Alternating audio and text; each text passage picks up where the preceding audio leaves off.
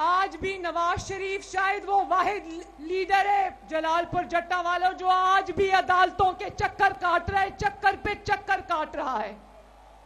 और वो क्यों? झूठे मुकदमों में, जो मुकदमों की वफात कितने साल पहले हो गई थी, वो मुकदमे आज भी नवाज शरीफ जेलों में, अदालतों में भुगत रहा है। झूठे मुकदमों को खत्म करते करते 7 साल हो गए। कितने साल?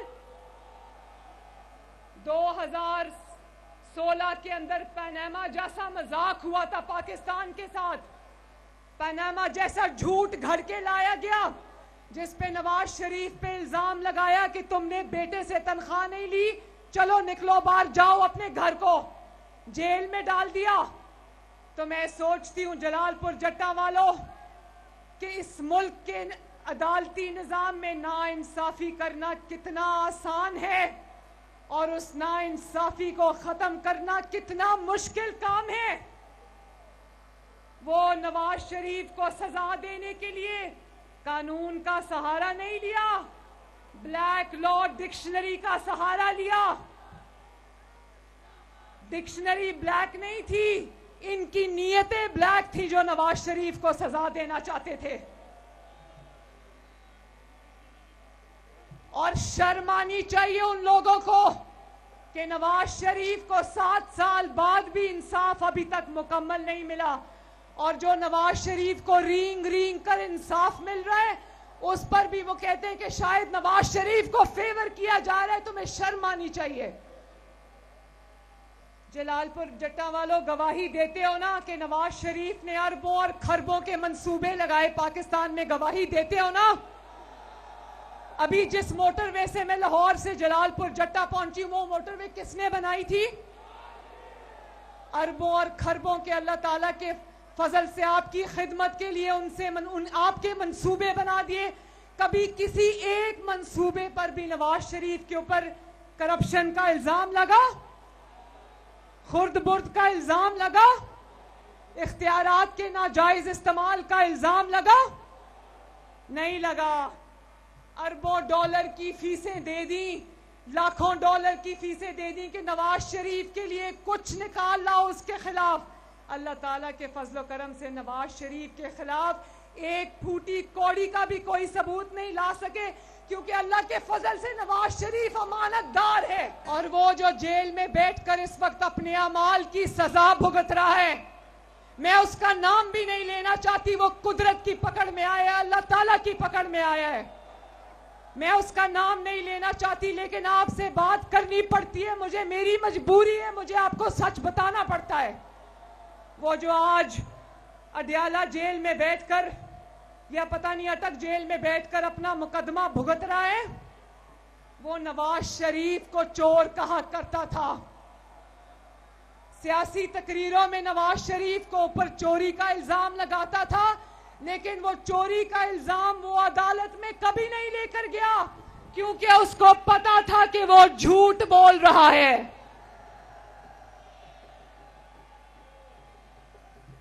कितनी बेईमानी है जलालपुर जट्टा वालों, कितने झूठ बोले इस शख्स ने। उस शख्स से इंतकाम नवाज शरीफ ने नहीं लिया, उस शख्स से इंतकाम उसके अपने आमालों ने लिया है, जिसका वो आज बैठ के हिसाब दे रहा है वहां पर। झूठ कितनी देर चलना था बताओ जलालपुर वालों, झूठ कितनी देर चलना था? झूठ ज्यादा देर नहीं चल सकता। नवाज शरीफ को चोर कहने वाला तारीख की सबसे बड़ी चोरियां करता हुआ पकड़ा गया है। एक बार इक्तदार मिला, नवाज शरीफ को 2 मरतबा वजीर आला, 3 मरतबा अल्लाह ताला के बाद आप लोगों ने वजीर आजम बनाया, कभी कोई चोरी का इल्जाम भी नहीं लगा सका। और वो एक बार वजीर आजम बना और उसने चोरी और डकैती की तारीखी रिकॉर्ड कायम किए।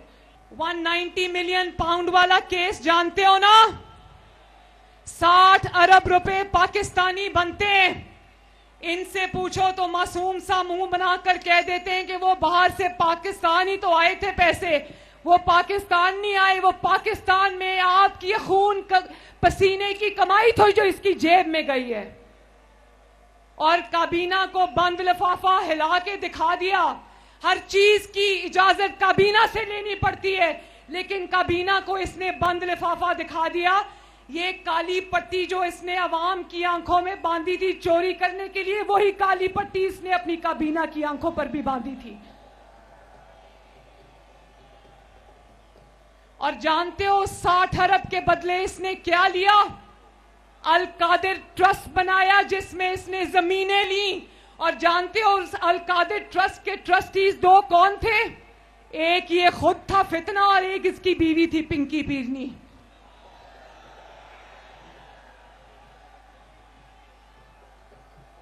और आज ये चोर जो जेल में बैठा है ना, जब इससे हिसाब मांगा गया तो टांग पे प्लास्टर चढ़ाकर आ गया, व्हील चेयर के ऊपर आ गया, मुंह पे काला डब्बा डाल के आ गया। पता था चोरी की हुई है, हिसाब दूंगा तो पकड़ा जाऊंगा, सजा हो जाएगी। और सजा से बचने के लिए इसने 9 मई का हमला किया पाकिस्तान पे। पाकिस्तान के कोने कोने में आग लगाई, शुहदा पर हमले किए, उन पर आग लगाई। आज ये किसी का इंतकाम नहीं, अपने अमालों की सजा भुगत रहा है जलालपुर जट्टा वालों। और फिर जिसने ये 60 अरब की डकैती की, मुल्क पर हमला किया, तो यकीन जानो वो आज जेल में बैठकर कह रहा है कि मुझे एक्सरसाइज मशीनें दी जाएं, मुझे देसी मुर्गी दी जाए। जब हिसाब किताब देने अदालत जाना था तो व्हील चेयर पे बैठ जाता था, आज जेल में है तो कह रहा है कि मुझे एक्सरसाइज की मशीनें दी जाएं।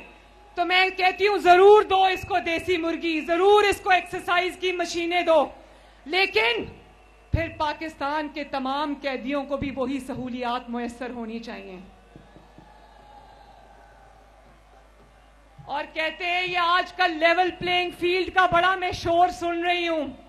लेवल प्लेइंग फील्ड बताऊं क्या होती है?